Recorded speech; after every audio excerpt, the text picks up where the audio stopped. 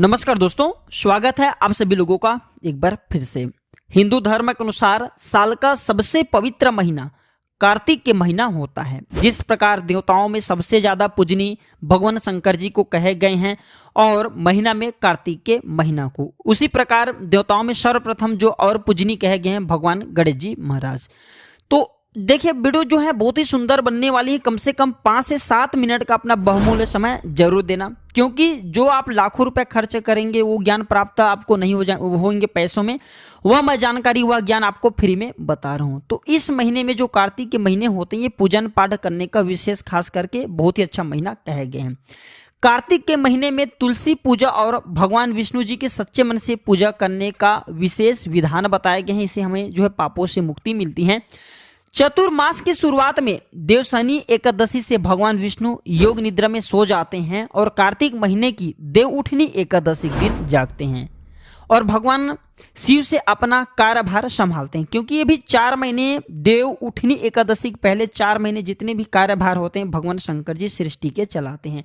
4 महीने की योग निद्रा से जागने के बाद देव उठनी एकादशी के दिन भगवान विष्णु सृष्टि के कार्यभार संभालते हैं और इसी दिन से फिर जितने भी सभी मांगलिक कार्य कहे गए, जैसे कि मुंडन है या फिर गृह प्रवेश है या फिर घर का निर्माण है, शादी कार्यक्रम करने, सारे कार्यक्रम इसी दिन से शुरू हो जाते हैं।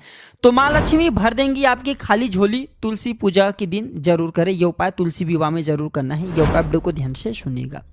कार्तिक महीने की शुक्ल पक्ष की एकादशी को देव उठनी एकादशी के नाम से जानते हैं। कई जगह इसे प्रबोधनी एकादशी के नाम से जानते हैं। इसे आपके यहाँ किस नाम से जानता है हमें कमेंट सेक्शन में जरूर बताइएगा। इसके अगले दिन द्वादशी तिथि अर्थात एकादशी के बाद जो द्वादशी तिथि आती है, अर्थात कई लोग इसे 11 बोलते हैं और इसे 12 बोलते हैं। तो जो 12 की तिथि होती है, द्वादशी तिथि होती है, तुलसी जी के विवाह रचाने का दिन होता है। तुलसी माता का विवाह भगवान शालिग्राम से इस दिन कराते हैं और ये दिन बहुत ही शुभ माना गया है। इस दिन किए गए कुछ खास जो उपाय होते हैं व्यक्ति के वैवाहिक जीवन को सुखमय बनाते हैं, आपके जीवन में चल जो परेशानी उसे दूर करते हैं। देव उठनी एकादशी और तुलसी विवाह की डेट को लेकर के बहुत से लोग अभी जो है कंफ्यूज है इस वर्ष।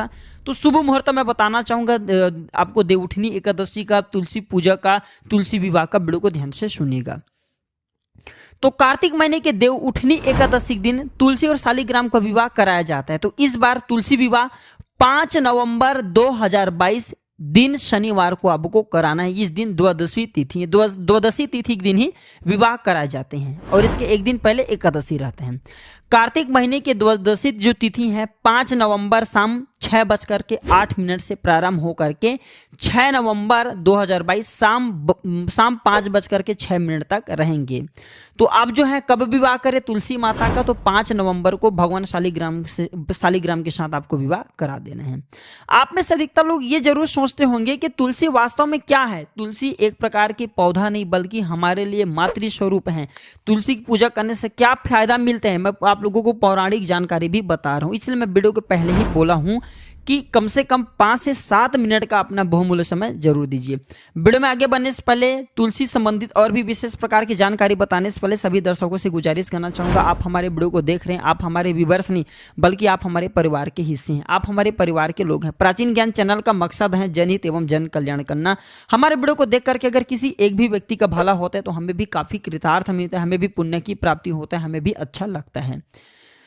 अभी तक वीडियो को लाइक नहीं की तो वीडियो को लाइक कर, चैनल को सब्सक्राइब कर हमारे चैनल की सपोर्ट जरूर करें, क्योंकि हमारे चैनल का मकसद है धर्म की जानकारी भारत की आम जनता तक फिर से पहुंचाना। और मैं अच्छे जानकारी बताता हूं धर्म संबंधित, ताकि आप सभी दर्शकों को इसका लाभ प्राप्त हो। तो ऐसा मान्यता है कि जहां पे तुलसी फलती है उस घर में रहने वाले को किसी भी प्रकार का, वहां पे रहने वाले जितने भी लोग हैं, मनुष्य के साथ साथ वहां पे जंतु हैं, पशु, वहां पे जितने भी लोग चल अचल जितने भी संपत्ति कहेंगे, इसमें किसी भी प्रकार का कोई संकट नहीं आने देते। स्वास्थ्य के लिए आयुर्वेद की दृष्टि से तुलसी में अनेक गुण पाए जाते हैं। ये बात कम लोग जानते हैं कि तुलसी परिवार में आने वाले संकट के बारे में सुख करके पहले हमें संकेत दे देती है। जी हाँ दर्शकों, शास्त्रों में यह बात भली प्रकार से उल्लेख है कि अगर घर पर कोई संकट आने वाला हो तो सबसे पहले उस घर से लक्ष्मी यानी तुलसी चली जाती है और वहां दरिद्रता का वास होने लगती है। तुलसी केवल एक पौधा नहीं बल्कि धरा के लिए, हमारे लिए एक प्रकार की ईश्वर का वरदान है, देवी देवताओं का वरदान है, जिसके कारण से हिंदू धर्म में पूजनीय माना जाता है, औषधि तुल्य से माना जाता है। अनेक प्रकार की बीमारी तुलसी के पौधा से दूर हो जाते हैं, जैसे कि सर्दी जुकाम है तुलसी पत्ते की रस निकाल करके पिला दीजिए, सर्दी जुकाम दूर हो जाते हैं। तुलसी पूजा करने से न केवल चमत्कारिक लाभ मिलते बल्कि लोगों को तुलसी से होने वाले कई प्रकार के ज्ञान प्राप्त होते हैं। चलिए मैं आप लोगों को तुलसी संबंधी कुछ पौराणिक जानकारी बता दूं, जो जानकारी आपके जीवन में काफ़ी हेल्पफुल साबित होंगे, अध्यात्म उन्नति करने में, आगे बढ़ने में आपकी काफ़ी मदद करेंगे। कहते हैं कि भगवान श्री राम ने गोमती तट पर और वृंदावन में भगवान श्री कृष्ण ने, ध्यान से सुनना, भगवान श्री राम ने गोमती तट पर और वृंदावन में भगवान श्री कृष्ण ने तुलसी लगाई थी। अशोक वाटिका में सीता जी ने राम जी की प्राप्ति के लिए तुलसी जी का मानस पूजन और ध्यान किया था। हिमालय पर्वत पर पार्वती जी ने शंकर जी को प्राप्त करने के लिए तुलसी का वृक्ष लगाया था। ऐसा मान्यता भी है कि लंकापति नरेश रावण के भाई विभीषण जी ने जो है अपने जहां पे वो रहते थे पूजन स्थान पे, वहां पे तुलसी के पौधे लगा करके रखे थे और विभीषण जी रोजाना तुलसी की पूजा करते थे। यही कारण था कि उनके महल में तुलसी पौधा लगा था, जिसके कारण जब लंका दहन के समय हनुमान जी ने संपूर्ण जगह को आग से जलाया, लेकिन एक ही ऐसे मात्र व्यक्ति थे विभीषण जी जो उनके घर को नहीं जलाए थे, क्योंकि ये पौधे की चमत्कार से, क्योंकि ये पौधे जहाँ पे लगे होते हैं वहाँ पे आग भी नहीं फैलते। ये साक्षात देवी स्वरूप कहे गए, लक्ष्मी स्वरूप कहे गए हैं। तो आप देख सकते हैं कि जितने भी देवी देवता हैं, जितने भी जो सद्पुरुष हैं, ये भी तुलसी माता की सेवा किए, तुलसी के पौधे लगा करके इनके पूजन किए हैं। तो हनुमान जी महाराज ने, आपने देखा होगा कि उस जगह को छोड़ करके पूरी लंका में आग लगा दी थी। तो देखिए जो तुलसी है हमारे लिए काफी पूजनीय है, एक पौधे नहीं बल्कि हमारे लिए मातृ स्वरूप है। तो तुलसी विवाह के दिन आपको क्या करना चाहिए, इसके बाद मैं आप लोगों को उपाय बताऊंगा, वीडियो को ध्यान से सुनिएगा, तब आपको इसके पूर्ण रूप से फल प्राप्त होंगे। तो तुलसी विवाह के दिन सुबह आपको स्नान कर्म, आपको जितने भी जो कहा जाए निमित्त कर्म कहे गए हैं, निमित्त कर्म से निवृत्त होकर के सुबह स्नान आपको करना है। निवृत्त कर्म से निवृत्त होकर के तुलसी में आपको 1 लोटी जल इस दिन जरूर डालना है। बिल्कुल ही जल चढ़ाने से पूर्व अक्षत, चंदन, रोली, अगर रोली ना हो तो हल्दी को तुलसी के पौधे में जल चढ़ाने के बाद आपको अर्पित जरूर करना है। आप अपनी सुविधा अनुसार 7, 11, 21 या फिर 111 परिक्रमा तुलसी के लगा सकते हैं। इससे माता तुलसी बहुत प्रसन्न होती है। तुलसी माता को लक्ष्मी ही कहा जाता है।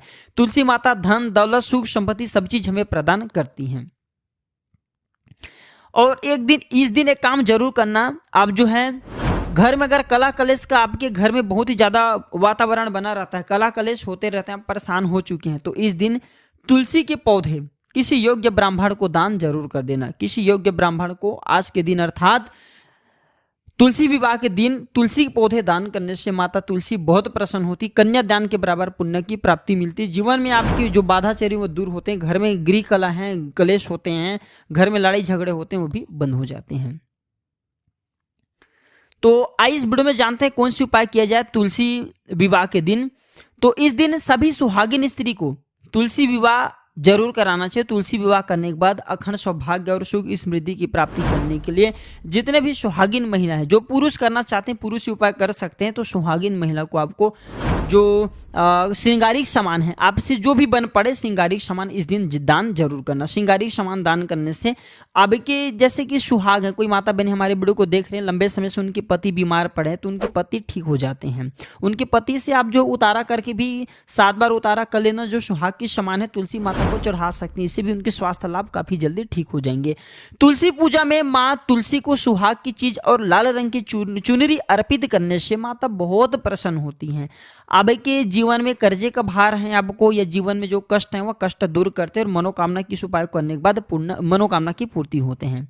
देवउठनी एकादशी के दिन गमले में शालिग्राम को तुलसी के साथ रखा जाता है और तिल इस दिन अर्पित किया जाता है। आप कुछ करें ना करें, अगर आपके समर्थ है तो इस दिन 1 चुटकी तिल तुलसी माता को और 1 चुटकी तिल भगवान शालिग्राम को। भगवान शालिग्राम वैसे प्राय हर हिंदू के घर में शालिग्राम की जो कहा जाए तुलसी के नीचे में हम जो पत्थर रखते हैं उसे शालिग्राम कहे जाते हैं। तो थोड़ी सी आपको चुटकी भर तिल जरूर चढ़ाना है। तिल चढ़ाने से पाप का शमन होता है।